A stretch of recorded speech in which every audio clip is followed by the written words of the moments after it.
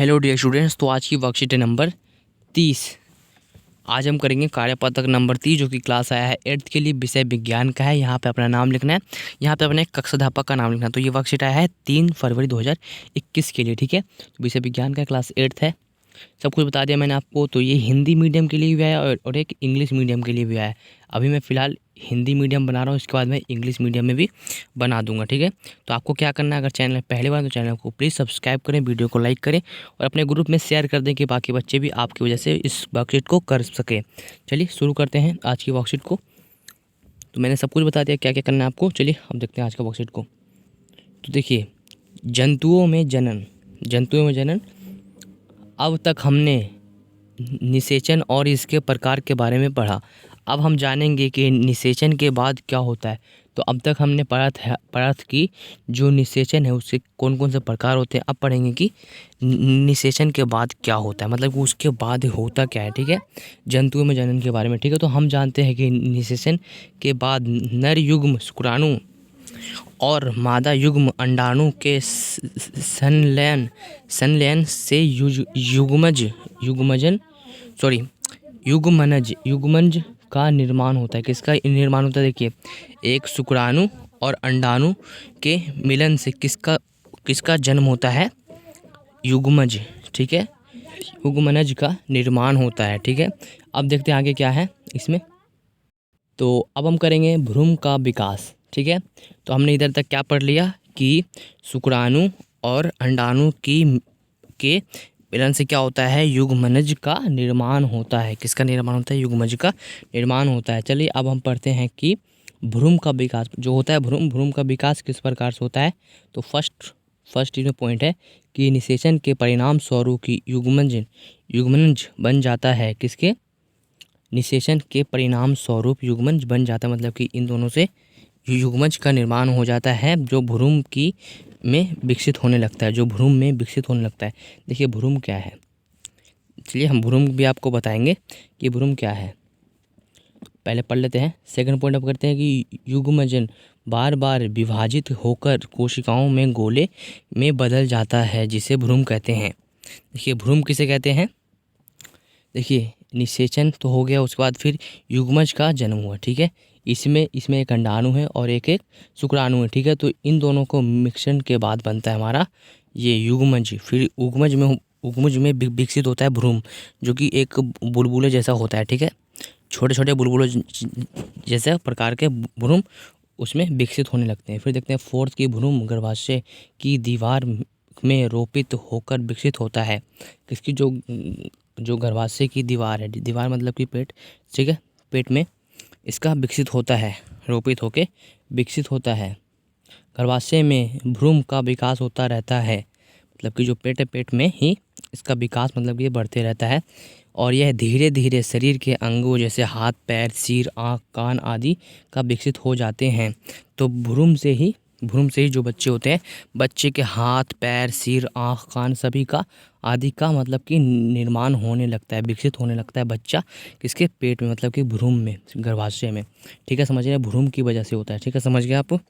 भ्रूण क्या है इसके बारे में भी हम बताएंगे आगे। देखिए भ्रूण की वह अवस्था जिसमें शरीर के सभी अंगों की पहचान की जा सकती है वह गर्भ कहलाता है। देखिए भ्रूण क्या है? देखिए भ्रूण अवस्था में शरीर जैसे कि सिर, कान, आँख, ठीक है, मुंह, मतलब कुछ भी होता है तो जिसमें बच्चे की अंगों की पहचान हो जाती है तो उसे गर्भ कहलाता है।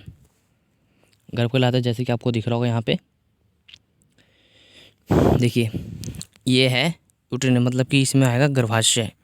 यही गर्भाशय, इसमें गर्भ है, इसी में सब कुछ पता चलता है, कान, मुंह, हाथ सब चीज़, ठीक है। देखते हैं 7th पार्ट है कि जब गर्भ का विकास पूरा हो जाता है तो नवजात शिशु का जन्म होता है। जब गर्भ का विकास पूरा हो जाता है मतलब कि उसमें पूरे अच्छे से बच्चा बन जाता है, आँख, मुँह, कान सब कुछ अच्छे से विकसित हो जाता है, तभी इसका गर्भ का पूरा विकास पूरा हो जाता है। फिर इसमें नवजात शिशु का जन्म होता है, ठीक है। चलिए अब देखते हैं आगे क्या है। तो अब इसमें कुछ क्वेश्चंस आए हैं, जैसे कि प्रश्न एक है कि एक युग्मज और गर्भ के बीच 2 अंतर लिखे। तो एक युग्मज और गर्भ के बीच के 2 कुछ अंतर लिखना है, कुछ डिफरेंट लिखना है। चलिए लिखते हैं इसके कुछ अंतर। जो फर्स्ट क्वेश्चन था हमारा, तो फर्स्ट क्वेश्चन में जो सवाल था युग्मज का उसमें दो कुछ अंतर बनाने थे। देखिए इसमें कुछ अंतर इस प्रकार का है कि यह नर और मादा युग्मकों के संलयन से बनता है, क्या बनता है, युग्मज। ठीक है, और यह एक कोशिकाएं होती है, यह एक कोशिकीय होती है, मतलब कि इसमें एक कोशिका होता है। ठीक है, चलिए अब आगे देखते हैं। अब करते हैं गर्भ। गर्भ में कोई दो अंतर बताने थे, चलिए हम बताते हैं गर्भ के भी दो अंतर।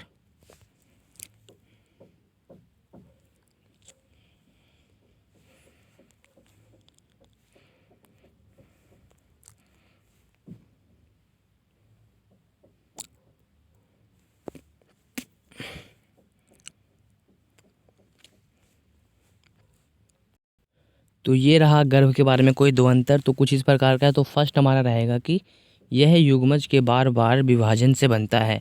किसकी वजह से बनता है, ये युग्मज के बार बार विभाजन से बनता है, क्या, गर्भ बनता है। ठीक है, यह बहुकोशिकीय होती है, मतलब कि इसमें बहुत सारे कोशिकाएं होती है, जिसे इसे कहते हैं बहुकोशिकाएं। ठीक है, तो इस तरह से कर लेना है इसको। अब चलिए आगे देखते हैं।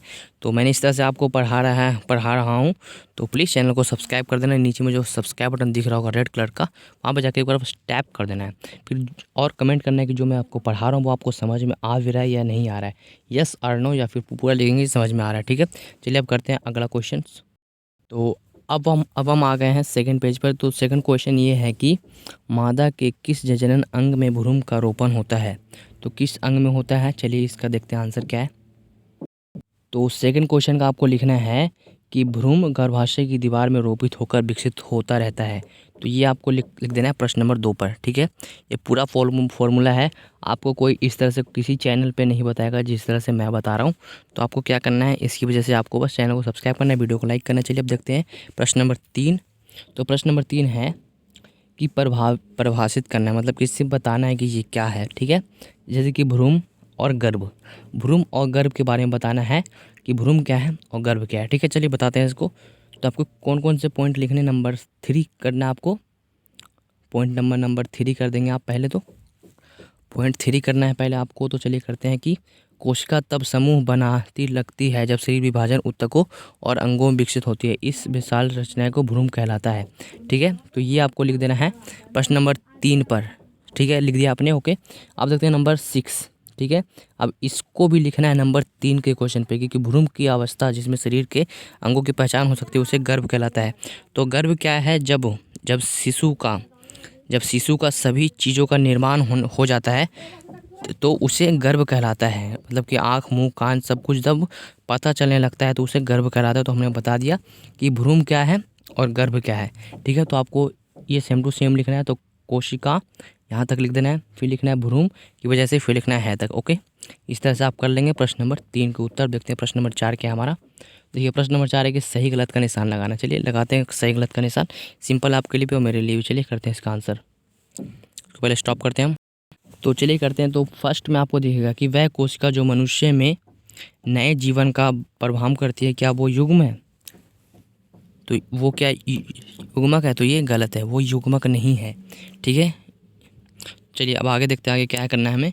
कि निषेचन के बाद अंडाणु एक पूर्ण एकल कोशिका में बदल जाता है। तो जी हाँ, जब निषेचन के बाद जब अंडाणु एक पूर्ण एकल कोशिका में बदल जाता है, यानी कि वो बदल जाता है। ठीक है, देखेंगे निषेचन के परिणाम स्वरूप एक युग्मज बनता है। तो हाँ, एक अंडाणु और शुक्राणु की वजह से तो बनता है युग्मज। तो ठीक है, तो ये भी हमारा सही है। ठीक है, देखते हैं एक भ्रूण एकल कोशिका से बना होता है, नहीं, इसमें बहुकोशिका होता है। ठीक है, ये गलत है।